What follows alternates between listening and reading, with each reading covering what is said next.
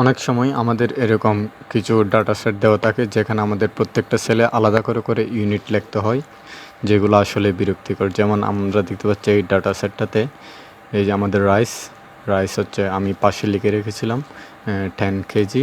তো এরকম প্রত্যেকটা সেলে গিয়ে আমার যদি লিখতে হয় অনিয়ন 5 কেজি, তারপরে অরেঞ্জ 3 কেজি।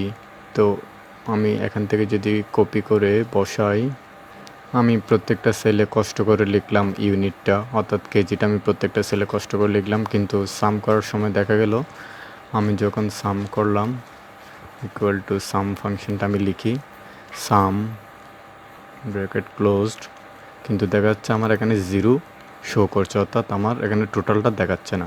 তো এক্ষেত্রে আমরা কি করতে পারি, আমাদেরকে বারবার কষ্ট করে ইউনিটটা লিখতে হবে না। আমি পুরো কলামটা সিলেক্ট করে Ctrl+1 ক্লিক করব, এরপরে কাস্টমে যাব, কাস্টম থেকে গিয়ে জেনারেলের পাশে আমি লিখব ডাবল কোটেশনের ভিতরে কেজি, অর্থাৎ আমার ইউনিটটা আমি এখানে লিখে দিতে পারি, সেটা যে কোনো ক্ষেত্রে কেজি হোক, লিটার হোক, যাই হোক।